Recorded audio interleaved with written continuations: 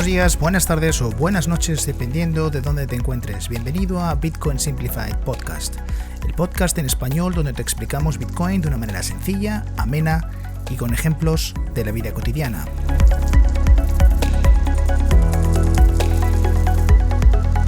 Me puedes encontrar en Twitter con el nombre @divulgobitcoin y también en YouTube como @divulgadorbitcoin, donde te recomiendo que veas este podcast porque incluye apoyo visual. Si te gusta este contenido, si te gusta este podcast y lo que hago, te ruego por favor que te suscribas y también que me dejes un comentario. Me ayuda mucho a saber qué es aquello que te gusta más o aquello que crees que se podría mejorar. También puedes utilizarlo para hacer preguntas o sugerencias para nuevos capítulos.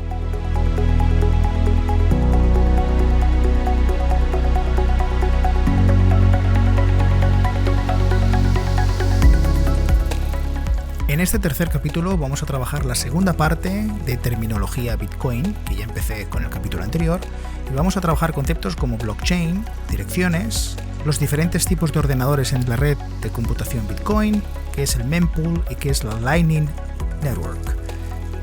Así que sin más dilación, empezamos con el podcast.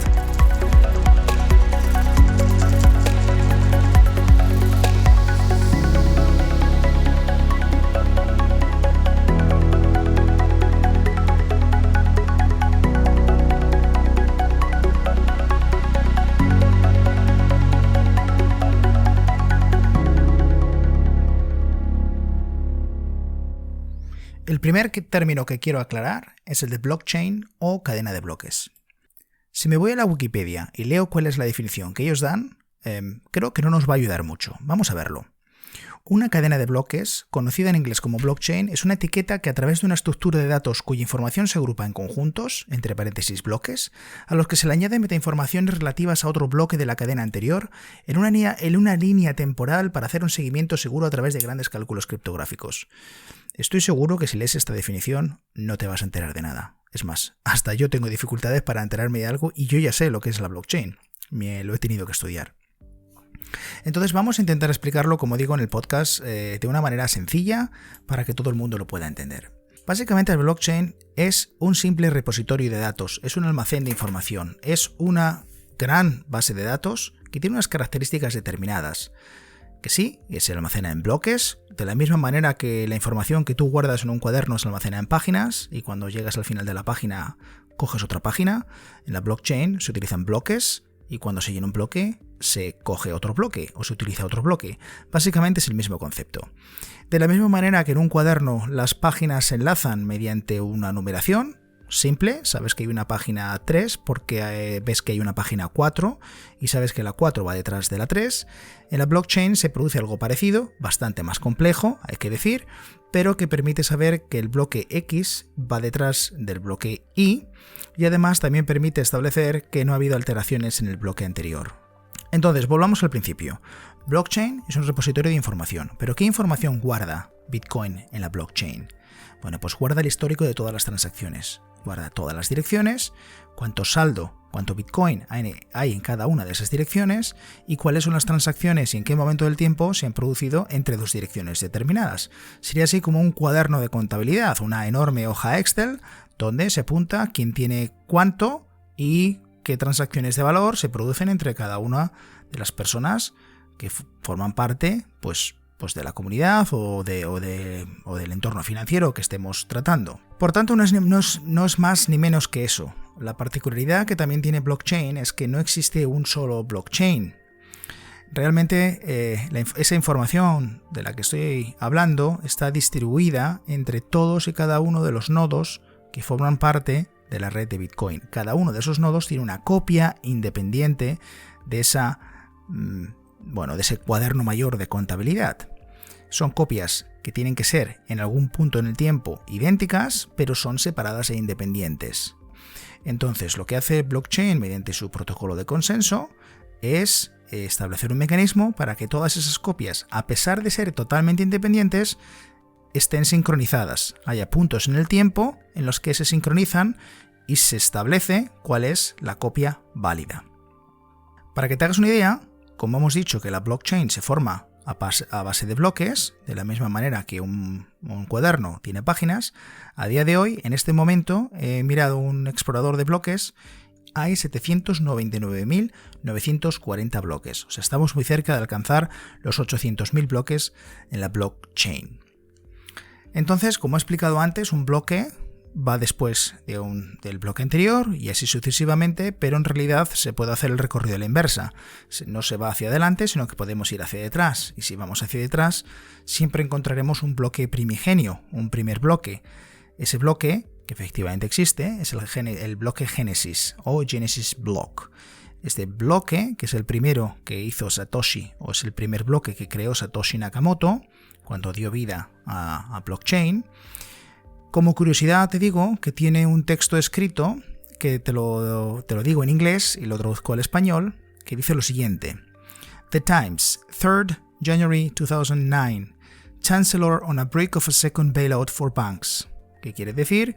El periódico The Times, el 3 de enero del 2009, que el canciller está a punto de hacer una segunda ayuda a los bancos.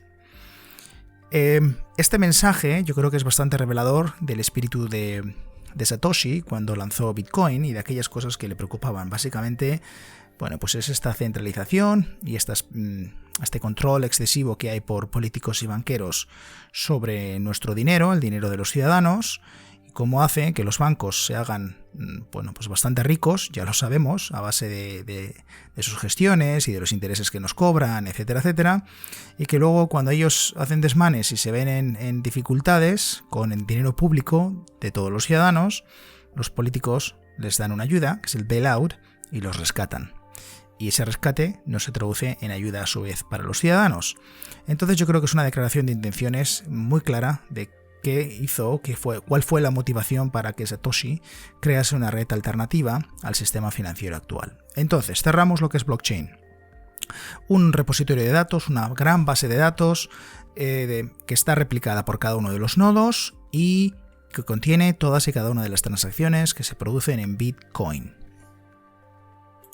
Segunda palabra que vamos a tratar hoy, muy importante, que son las direcciones, o en inglés address o addresses. Una dirección no es ni más ni menos que un punto de entrada a la red Bitcoin, y vamos a utilizar paralelismos con la vida cotidiana. Actualmente, cuando queremos entrar en el mundo financiero y empezar a tener dinero en un banco y empezar a mover dinero o recibir dinero cuando empezamos a trabajar, ¿qué necesitamos? Ir a un banco y pedir un número de cuenta. Ese número de cuenta, que ahora se llama el IBAN, ese número de cuenta es un punto de entrada al sistema financiero, lo que te da acceso a recibir dinero, transferir dinero o atesorar dinero en tu cuenta bancaria. Lo mismo ocurre en Bitcoin. Ese IBAN, ese número de cuenta, se llama dirección o address. La diferencia es que, o una de las grandes diferencias, es que tú no tienes que ir a ningún banco a que te den una dirección, simplemente te vas a Bitcoin y generas una dirección. Para el usuario normal, que no quiere instalarse el nodo Bitcoin o que no quiere instalarse el software, lo más normal y lo más habitual es descargarse un software en el móvil que se llama una billetera o una wallet. Este software, que tú te lo descargas como si fuese WhatsApp, como si fuese Facebook, cuando lo abres te va a preguntar si tú ya tienes una dirección Bitcoin, si ya tienes una wallet o si quieres crear una. Si le dices que quieres crear una, es ese propio software el que te va a generar esa dirección nueva que antes no existía, o que es lo mismo, te va a generar ese IBAN en el parangón con el mundo financiero actual para tener acceso a los fondos. La billetera te va a crear una dirección y la va a gestionar. La propia billetera es la que va a gestionar esa dirección. Pero tengo que ir un poquito más allá. No vale con decir que te ha generado una dirección y ya está. Hay que explicar que esa dirección en realidad emana o se genera a través de una clave privada. Y tengo que explicar esto porque esa clave privada es la que tienes que conservar muy bien. De la misma manera que para acceder al banco utilizas una contraseña y no se la das a nadie para que no entre a tu cuenta y pueda quitar los fondos. Entonces, la wallet te va a generar esa clave privada. Esa clave privada es un número, literalmente un número, que tiene 256 bits. Te voy a dar para que cojas una magnitud, 256 bits es un número monstruoso. Cuando estamos hablando de 1 millón, el número 1 millón, necesitamos 6 dígitos. Cuando utilizamos, estamos hablando de dígitos decimales. Cuando utilizamos 1 millón de millones, o lo que es un billón europeo, necesitamos 12 dígitos. Es una cantidad importante y hemos consumido 12 dígitos decimales. 256 bits es el equivalente a tener 77 dígitos decimales, o sea, un número con 77 cifras. Es un número enorme. Por eso, cuando tu billetera te genera esa clave privada, es un número aleatorio de 77 cifras, o para ser más preciso, de 256 bits, te genera ese número aleatorio y que probabilísticamente es prácticamente imposible que otra persona la tenga a su vez, porque cada billetera te va a generar esa dirección, esa clave privada de forma aleatoria, y la posibilidad de que dos wallets distintas generen la misma clave es realmente imposible. ¿De acuerdo? Entonces, la billetera te va a generar esa clave privada, la va a guardar localmente en tu dispositivo. A través de esa clave privada se va a generar una clave pública, y esa clave pública que va asociada a tu clave privada, ¿de acuerdo? Solo es una clave pública asociada a una clave privada y que se genera a través de tu clave privada, la van a transformar mediante una serie de procesamientos, que no voy a entrar a ello porque es muy técnico ahora mismo, y va a acabar generando la dirección Bitcoin, que es esta cadena de texto con letras y números que uno puede ver cuando accede a la wallet y ve la dirección. Esta dirección Bitcoin, que es una transformación de la clave pública, es la que puedes transferir o puedes dar a tu vecino o a la persona a la que tú quieras transaccionar, porque es absolutamente correcto, es absolutamente perfecto que esa persona la vea y la utilice para transferirte los fondos. Importante aclarar, la clave pública procede de la clave privada y se puede generar tantas veces como sea necesaria, siempre desde esa misma clave privada se va a generar la misma clave pública, pero matemáticamente es imposible que desde la clave pública o la dirección podamos ir hacia atrás a la clave privada. Es imposible. Por eso hay que conservar esa clave privada. Ahora bien, las wallets, para permitirte no perder esa clave privada o conservarla bien, en vez de ofrecértela, repito que es un número de 256 bits, tendrías que apuntar en un papel 256 ceros y unos, y eso posiblemente te va a llevar a un error casi seguro. El mecanismo que optan o que se ha optado es generarte una cadena de 12 o 24 palabras, dependiendo de la wallet, con palabras en inglés y palabras sencillas. Verás que la wallet tuya, si ya la has utilizado, pues te ofrece palabras como casa, coche, árbol, niño o cosas así en una secuencia determinada, y cada vez que tú produzcas esa misma secuencia que te ofrece la wallet, se va a traducir, se va a convertir en esa clave privada, y a través de ahí generará la pública, y a través de ahí generará la dirección Bitcoin, como ya he explicado. Actualmente existen aproximadamente 30 millones de direcciones, aunque he de decir que he buscado diferentes fuentes y los números bailan un poco arriba y abajo. Pero bueno, recordamos que con 256 bits se pueden hacer un número inmenso, si lo ponemos a decimal, se pueden establecer un número que tiene 77 cifras, y actualmente tenemos 30 millones de direcciones, que es un valor que tiene 8 cifras. O sea que quiero dar este dato para que lo pongas en consideración. 30 millones pueden parecer mucho, pero en el contexto de un número que tiene 77 cifras es prácticamente una insignificancia. Y para cerrar con el tema de direcciones, decirte que hay dos tipos principales de billeteras para generar estas direcciones, las que se llaman las frías y las calientes, o las cold and hot wallets. La diferencia principal estriba en si están o no conectadas a Internet. Se considera que una billetera es hot o online, si está online. Si lo pones en tu móvil está permanentemente conectado a Internet y por tanto se consideraría hot. Tiene la ventaja de que puedes operar siempre en cualquier momento porque está en Internet. Desde la propia billetera vas a poder trabajar sin problema, pero tiene el inconveniente de que al estar conectado a Internet, pues podría existir algún ataque informático, podrías revelar información que no deseas, podría haber algún tipo de gusano, virus, troyano, etcétera, etcétera, que pudiera sacar esa información y mandarla por Internet a algún agente, alguna persona maliciosa. Las billeteras cold no están conectadas a internet, suelen ser, o bueno, las que yo tengo en mente ahora mismo son estos especie de dispositivos USB que conectas al ordenador en un momento dado y a través de una aplicación. La aplicación conecta con ese dispositivo que parece un pendrive, un USB, y realmente tú tienes que poner un código en ese dispositivo USB, aceptar la operación, pero tu ordenador nunca tiene realmente acceso a esa clave privada. Esa clave privada reside en ese dispositivo externo. El dispositivo externo simplemente le comunica un OK de que has introducido la clave correctamente, facilita la transacción, pero la probabilidad de que alguien te robe esa clave privada o que alguien averigüe esa clave privada es prácticamente cero. Se consideran las billeteras frías se consideran mucho más seguras que las billeteras calientes por ese sentido. Pero luego son mucho más difíciles de utilizar, puesto que al ser fría, tenerla offline, si quieres transferir dinero rápidamente, no vas a poder. No te vas a poder ir al móvil, porque eso ya sería tener una billetera hot. Vas a tener que irte a tu ordenador, conectarlo, etcétera, etcétera. Más seguro, pero más lento. El tercer concepto que quiero trabajar ahora, este capítulo esta parte es un poquito más complicada, es la de la red de computadores de Bitcoin. En Bitcoin, recordamos que Bitcoin no sería nada sin la red de ordenadores que forman parte de la red Bitcoin, ¿vale? Y que pueden ofrecer consenso o que dan consenso a todas las operaciones a través de la prueba de trabajo, que la vamos a explicar ahora. Pero no todos los nodos tienen el mismo papel.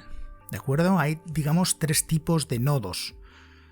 Un nodo podrían ser los wallets, que lo acabo de explicar. Son pequeños clientes que uno tiene en un dispositivo como el móvil, y estos wallets necesitan, que son los que almacenan las direcciones y sus correspondientes claves, como ya he explicado, necesitan acceder a la red Bitcoin para comunicar que una transacción se ha hecho. Me parece que no he explicado que desde la wallet uno hace también las transacciones, uno envía dinero y recibe dinero desde la wallet. De la misma manera que la aplicación que tienes del banco, la abres y a partir de ahí accedes a tu saldo y puedes transferir dinero o ver que has recibido dinero. Con la wallet haces exactamente lo mismo. Pero la wallet no tiene la blockchain almacenada, por tanto la wallet se conecta a la red de Bitcoin, y esto ya está programado en el código, y transmite esa transacción y dice transmito X satoshis a la dirección bla bla bla bla y lo transmito ahora, y lo firma, la wallet lo firma con tu clave privada. Esa transacción se envía a la red Bitcoin y a partir de ahí se produce la transacción, se produce la magia. Ese es un tipo de nodo, las wallets. El segundo tipo de nodo o elemento que participa de la red Bitcoin son los nodos ligeros o los light nodes. Estos nodos tienen cierta capacidad para validar las transacciones y comprueban los estados. Y también pueden solicitar información de transacciones pasadas, pero tampoco almacenan la blockchain, tampoco tienen esa base de datos que hemos dicho anteriormente. Entonces los nodos ligeros ayudan, pero realmente necesitan ir a los nodos completos o los full nodes, que es el tercer tipo de nodo, a pedirle información. Los full nodes, y ya salto al tercer tipo de nodo, que también se les conoce como mineros, son los nodos que tienen la copia completa de la blockchain. Cuando tú instalas el nodo por primera vez, el nodo tarda varios días en bajarse toda la secuencia de bloques que forman la blockchain, es decir, los prácticamente 800.000 bloques que ya he comentado antes, te los tienes que bajar a tu ordenador.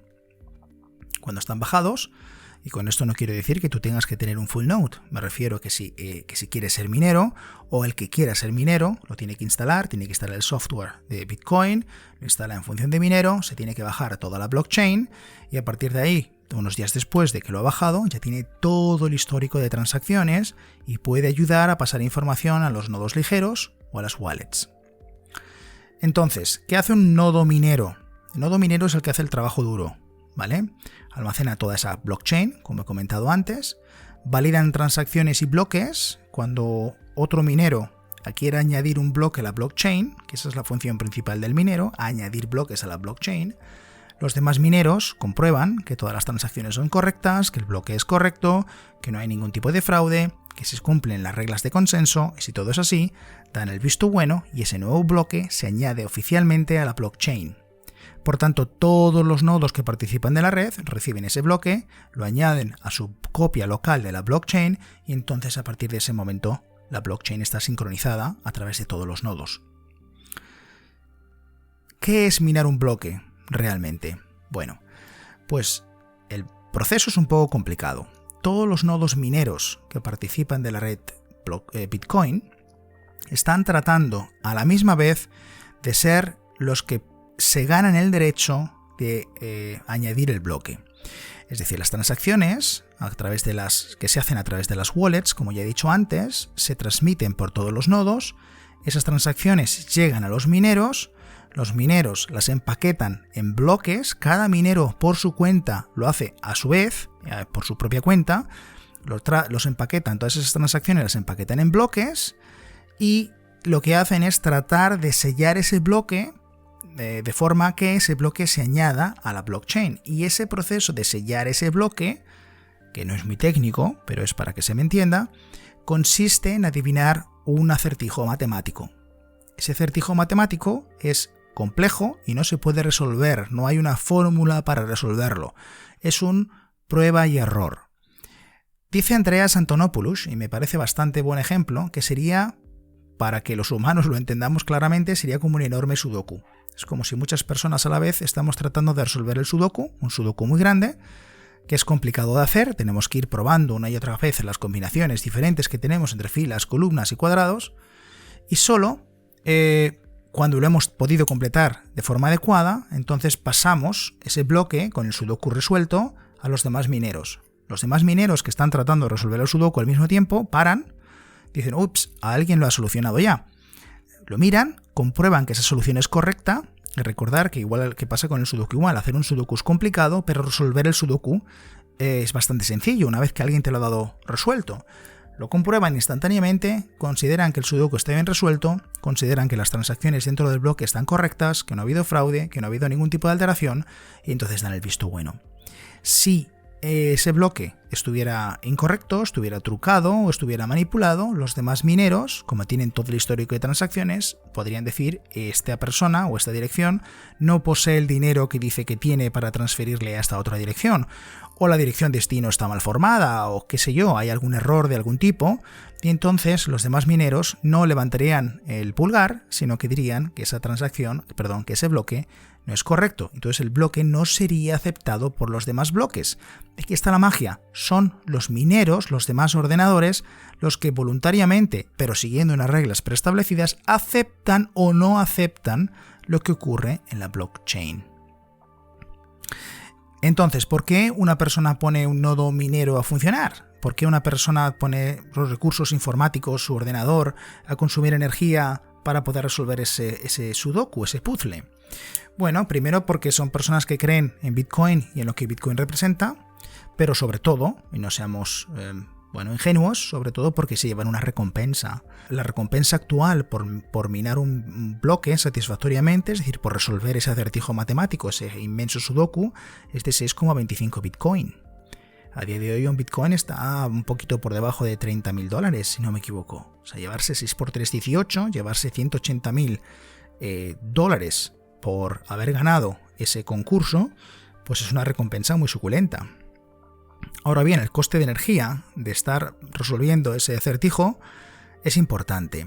Y como la recompensa es grande, pues no se trata. Antiguamente sí que la gente minaba en su casa con sus ordenadores, ahora se ha especializado, se ha profesionalizado. Ahora hoy hay enormes habitaciones llenas de ordenadores, como si fuesen centros de cálculo, centros de datos, todos con hardware muy especializado para resolver este acertijo, que son capaces de hacer cálculos en cantidades ingentes por segundo y que yo en mi casa con mi propio ordenador no voy a ser capaz de minar el bloque nunca. Voy a consumir energía, pero no voy a conseguir la recompensa. La recompensa que se lleva el minero no solamente es esos 6,25 por haber minado el bloque, sino que además se lleva también lo que son los fees o diríamos las comisiones. Cada persona que hace una transferencia en Bitcoin, que hace una transacción, tiene que añadir una pequeña comisión. Esa pequeña comisión que añade también se la lleva el minero que gana la operación. Son comisiones pequeñas en general. Bien, comentar que ese ejercicio de resolver el sudoku, de resolver ese acertijo matemático, es lo que se llama prueba de trabajo. Es es decir, la persona que se gana el derecho de añadir un bloque a la blockchain, es porque ha probado que ha hecho un trabajo, que ha realizado un trabajo, y como tal se lleva la recompensa. Por eso se llama prueba de trabajo o proof of work. Y finalmente, decir que esa recompensa, esos 6,25 Bitcoin, no han sido siempre así. Empezó al principio de los tiempos de Bitcoin, allá por 2009, dando una recompensa de 50 Bitcoin, pero cada aproximadamente 4 años, si no me equivoco, se produce un proceso que es acortar por la mitad o partir por la mitad esa recompensa. Por eso se llama en inglés halving. Halving de hacer un half, de partir por la mitad. Entonces, los primeros 4 años fueron 50 Bitcoin, después la mitad, 25, después la mitad, 12,5, después la mitad, 6,25. No sé si he dicho antes 6,5, 6,25 Bitcoin por bloque. Y en un año aproximadamente se va a producir otro nuevo halving, por tanto va a ser la mitad de la recompensa actual. Este procedimiento de ir cortando a la mitad todos esas recompensas van a llevar al final a un crecimiento cero, es decir, la recompensa va a ser tan sumamente pequeña en algún momento dado que es prácticamente cero, y el número al que se va a llegar de Bitcoin producidos mediante esta recompensa será de 21 millones. Por eso se dice que nunca habrá más de 21 millones de Bitcoin en circulación. Y este es el mecanismo, porque estos halving van ocurriendo cortando por la mitad la recompensa que había 4 años atrás. La penúltima palabra de la que quiero hablar es mempool. Esto suena un poco técnico, pero quizás sea conveniente aclararlo. Cuando estaba explicando que desde la wallet, tú haces la transacción, la mandas a la red Bitcoin y esa transacción se va esparciendo por todos y cada uno de los nodos, todos y cada uno de los nodos tienen una reserva de transacciones no validadas que se llama mempool, o sea, así como el depósito de la memoria temporal, dicho en español. No sé, quizá la traducción es mala. Es donde se acumulan las transacciones hasta que el minero puede ocuparse de ellas, porque el minero está en todo momento tratando de resolver el acertijo. Cuando ese acertijo es resuelto por otro minero, y este minero, el minero del que estoy hablando, se da cuenta de que ese bloque se lo gana otro minero, entonces empieza de nuevo, o el segundo ejercicio, un nuevo ejercicio de minar bloques, y por tanto cogería todas las transacciones que están depositadas en el mempool, en esa memoria temporal, recogería todas esas transacciones, forma un nuevo bloque, lo sella o trata de sellarlo, intentando ganar ese nuevo acertijo. Entonces, y mientras está haciendo esto, si hubiera transacciones nuevas que le van llegando, es muy probable que no las pueda meter en el bloque directamente, sino que las deposite en el mempool. Dicho de otro modo, es como la persona que trabaja en la oficina y tiene cartas que ha leído y cartas por leer, entonces tiene 2 cajones, el de la izquierda hasta que las lea y el cajón de la derecha una vez que las ha leído y procesado. Entonces se la van acumulando en la izquierda, la coge, la mueve a la derecha una vez que la procesa. Esto es exactamente igual, no tiene mucho más que explicar. Y finalmente, como el capítulo me está quedando bastante largo, me estoy dando cuenta ahora, casi media hora ya, pues no voy a explicar qué es Lightning Network, lo vamos a posponer para un 4.º episodio, o quizá un poco más en el futuro, porque quiero explicarlo un poquito más en detalle, no quiero hacerlo en 30 segundos y pasamos página. Si te ha gustado, déjame un comentario, suscríbete, que sabéis que esto ayuda al algoritmo de YouTube a posicionarte los vídeos un poquito mejor. Déjame ver qué es lo que te gusta o qué es lo que no te gusta, qué podríamos cambiar, qué preguntas se te plantean después de haber escuchado estas explicaciones. Y nada, encantado de haber hablado contigo y nos vemos en el siguiente capítulo.